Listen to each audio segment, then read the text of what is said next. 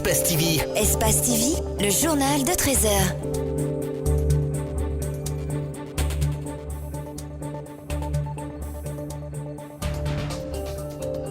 Bonsoir à tous et bienvenue dans cette édition d'information dont voici les titres. 4 548,2 milliards, c'est la somme générée par le secteur extractif au compte de l'année 2017. C'est ce que révèle le rapport annuel de l'initiative pour la transparence dans les industries extractives. Le ministère des Mines parle d'amélioration. Des domaines situés à Bentouraya destinés à la construction des infrastructures sociaux de base seraient bradés par des tierces personnes. Les citoyens de la dite localité accusent les autorités locales d'être irresponsables et s'engagent à récupérer les domaines.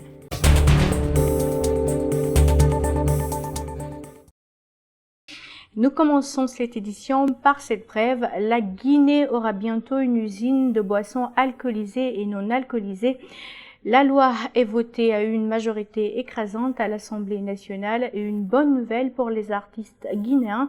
Les députés ont voté à l'unanimité le projet de loi portant protection de la propriété littéraire et artistique en Guinée. Dans les semaines à venir, les radios et télévisions seront obligées de payer des droits d'auteur.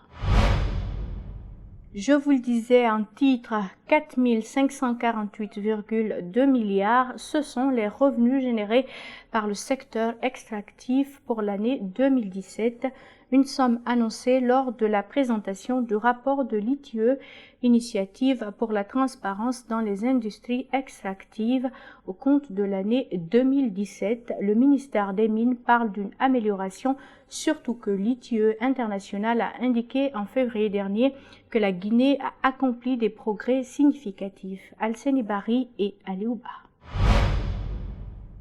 Dans ce rapport de 256 pages, figurent les revenus des entreprises minières, le volume des exportations et la production minière en 2017, les recommandations entre autres.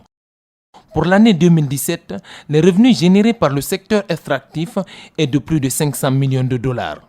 Dans ces paiements, il y a ceux des paiements budgétaires, c'est-à-dire qui rentrent directement dans le budget de l'État. Il y a des paiements encaissés par les entreprises de l'État, donc notamment la Sogipami, l'Anaïm, et donc de manière non significative l'ONAP. Il est recommandé aux sous-traitants miniers de déclarer leur importation sur leur propre matricule et viabiliser les données sur la production. On a recommandé que ces sociétés sous-traitants doivent bénéficier d'un matricule unique pour leurs importations au profit des entreprises minières.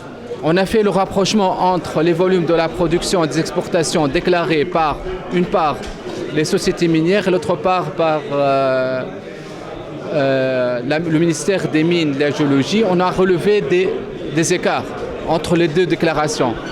Et donc, on a recommandé que ces données des entreprises soient fiabilisées parce que voilà, les volumes ont un impact sur les taxes, les paiements des taxes. Le ministère des Mines se félicite du rapport et note une amélioration dans le secteur minier et les conditions de vie des populations. Nous avons aujourd'hui plus de sociétés en exploitation, plus de sociétés qui s'engagent à réaliser des infrastructures minières et des infrastructures de transformation, donc plus de perspectives pour l'économie guinéenne dans les prochaines années. Le conseil d'administration de l'ITIE international a conclu le 27 février 2019 que la Guinée a accompli des progrès significatifs et fera l'objet d'une seconde validation à partir du 20 août 2020. Il sera question de rechercher le progrès satisfaisant. L'opposition guinéenne est catégoriquement contre la procédure de recrutement du nouvel opérateur de la CENI. Il l'a fait savoir ce mercredi lors d'une conférence animée par quelques-uns de ses représentants à la Maison de la Presse. Face aux médias, ils ont clairement décliné leur position et appelé le président de la CENI à trouver une solution urgente à cette crise naissante. Abdourahmane Ba et Djibril Kamara pour le compte-rendu. À l'horizon des élections législatives, déjà des mésententes qui risquent de crisper le climat politique guinéen. Un opérateur est recruté pour l'assainissement du fichier électoral. Mais la procédure ne semble pas être respectée conformément au code électoral.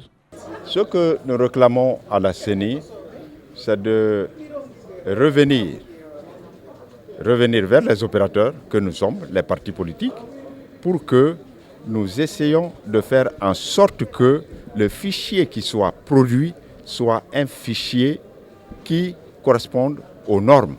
Une personne est pointée du doigt par l'opposition. Le président de l'institution est accusé d'orchestrer des manœuvres douteuses pour la transparence des élections. Il y a plus de 3 millions de personnes dans le fichier. Ces personnes ne sont pas bien identifiées. Donc, cette identification doit se faire. Mais la CENI veut garder ce 1 500 000 électeurs dans le fichier pour toujours avoir le coup KO que nous avons entendu lors des élections de 2015. C'est ce 1 500 000 personnes qui a permis ce coup KO. Nous ne permettrons plus qu'il y ait ce genre d'opération dans ce pays. Ils ne vont pas laisser passer ces méthodes. Ils entendent se retrouver pour décider des mesures à prendre, pour obliger le président de la CENI à revenir sur son choix.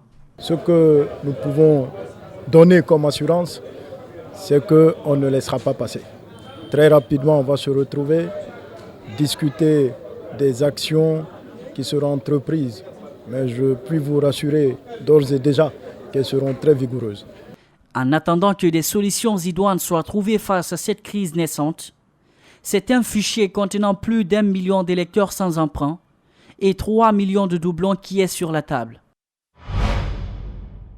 Autre chose, dans ce journal, une initiative solidaire pour appuyer les candidats au baccalauréat 2019. 224 objectifs BAC, c'est le nom du projet porté par des jeunes journalistes et diplômés qui vise à mobiliser et déployer plusieurs dizaines d'enseignants volontaires à l'intérieur du pays. Ils ont profité d'une conférence de presse lundi pour annoncer officiellement le projet. Mohamed Valek Touré. Il s'agit de mobiliser une soixantaine d'enseignants volontaires pour les déployer auprès des élèves candidats au baccalauréat 2019. L'année dernière, on a fait près de 74% d'échecs au bac. L'idée, c'est quoi? C'est de mobiliser des différents enseignants dans les différentes matières de spécialité pour les amener à l'intérieur du pays afin qu'ils viennent en aide, enfin, sur le plan pédagogique, aux candidats au bac. Le 224 objectifs BAC souhaite faire ses premiers pas dans les différentes préfectures de la région administrative de Mamoun. Plus de 80%, disons, des bacheliers de Mamoun ont échoué. Et la région de Mamoun, c'est la préfecture de Pita et de Dalaba, plus la préfecture de Mamoun. Donc, ce qui a fait qu'on a choisi Mamoun. Si ce n'était pas Mamoun, c'était Farana, parce que après Mamoun, il y a Farana qui a fait, je pense, 14%. Si ce n'était pas Farana, c'était Bokeh. L'appel au volontariat est lancé, annonce le chargé de la mobilisation. Un comité d'enseignants expérimentés fera la sélection des 63 bénévoles après une formation de 2 jours en pédagogie. Nous avions lancé l'initiative d'abord sur les réseaux sociaux, essayer de coopter ça et là. Nous lançons un appel à tous ceux qui sont volontaires, qui souhaitent nous accompagner dans le cadre du volontariat. Nous n'avons pas de salaire à leur donner. Nous lançons un appel à tous les jeunes, tous Guinéens de bonne volonté, qui puissent nous accompagner, soit financièrement ou sur le plan encadrement, de venir se former et essayer de nous accompagner dans le cadre de ce projet. Ce projet est initié par un groupe de jeunes journalistes, étudiants et diplômés. Il compte surtout sur la contribution des bonnes volontés pour une prise en charge liée au transport, l'hébergement et la consommation dans ces régions, et la consommation de volontaires dans ces régions.